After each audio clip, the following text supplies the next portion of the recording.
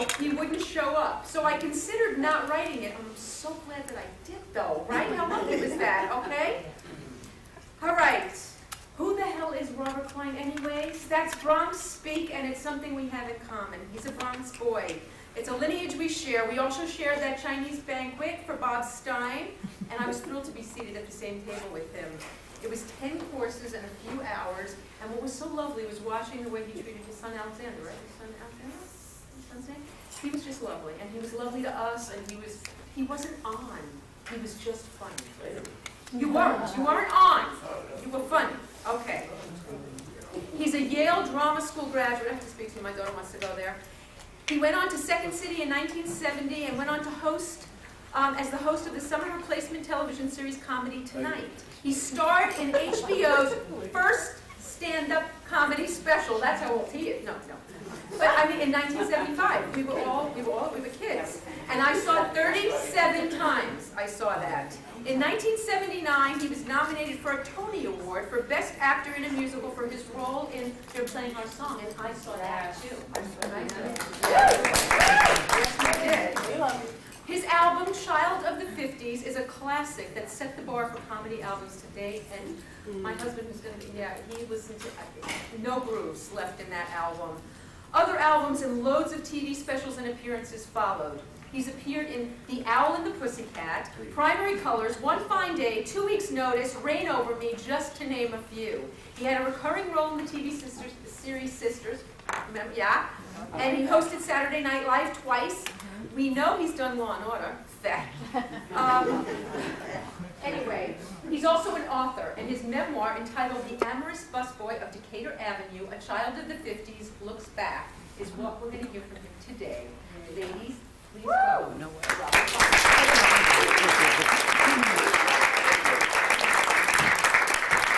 What a title for this evening, Women Who Write. There was one woman We're going to write. Women who are going to write. What is this, a chamber music? Well, I put her through a very bad time, which I'm sorry about, but I thought that I have this semi-recurring role of a losing big-time defense attorney, Dwight Stanich. So far, I defended Carol Burnett, got 4 life sentences. She was nominated for an Emmy for that role. Eric McCormack, 1 life sentence. Now another pervert this week who's a pedophile. I got out, early. It wasn't New Jersey. They're back. Gary, you're a thinking man. I don't know much about the whole thing. I always think of it as a silly Howard Stern, a few $1 billion, but it was really great. I enjoyed that. Thank you very much. Makes me want to read it, and also your wonderful book. I obviously don't have books with me because I wasn't sure. The hardcover had sold out, and there was a second printing of the soft cover, and if you're a mind to, it's available on Amazon or whatever. This is a terrible. Have they been bar mitzvahs in this room? This looks like the set for a Clockwork Orange.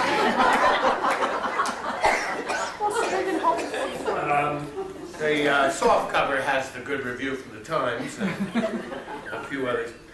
This memoir ends when I'm 25 years old, and I'm going to be 69 February 8th. People say, well, when's the next one coming? I don't know. I just don't feel it. Life ended at 25. I get a hallway in Beverly Hills Hotel where I've been thrown my pants by some rich woman, and that's where the book ends. It's a series of episodes. I speak lovingly about the old community in the North Bronx, which was very much like a European community. There was a butcher, there were grocers, you walked I never had a school bus in my life.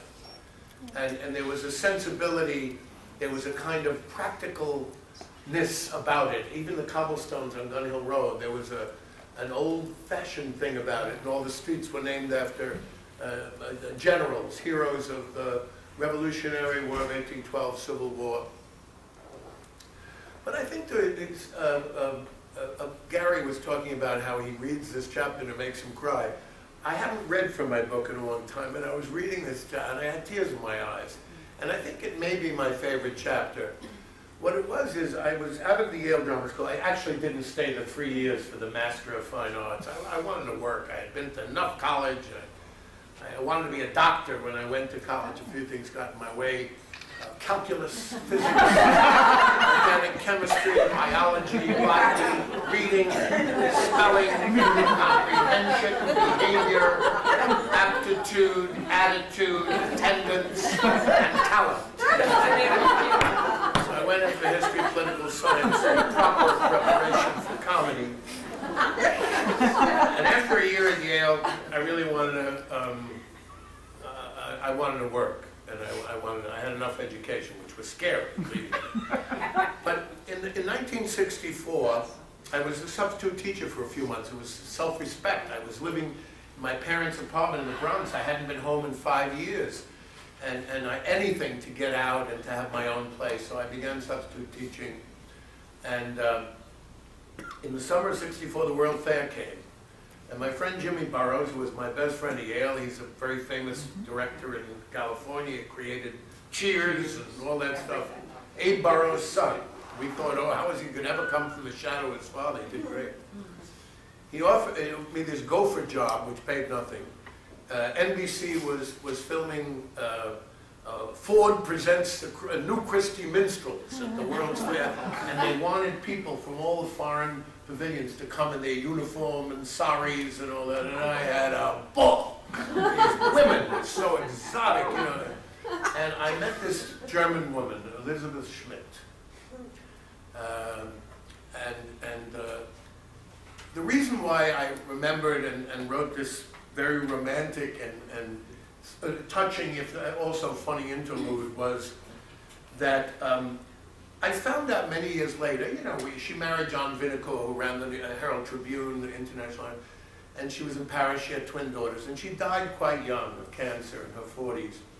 And Barbara Gell, a mutual friend, told me that when she was dying, she recounted that I was the love of her life.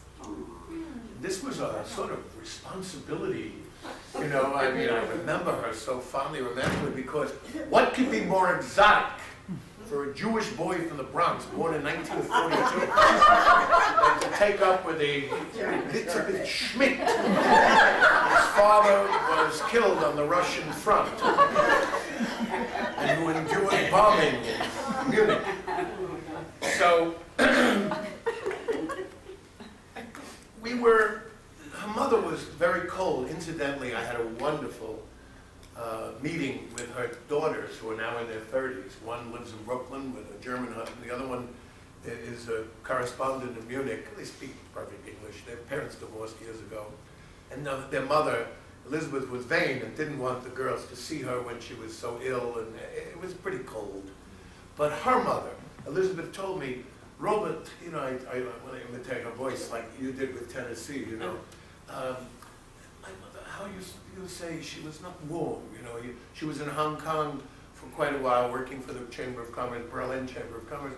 And she went home to Munich, and her mother didn't eat. She had a terrible cold. Her mother didn't give her chicken soup. She favored the daughters. So I told my mother and father, I said, look, I'm going to bring this girl up to your apartment in the Bronx. We're going to have dinner, and I want you to be nice to her. She's far from home.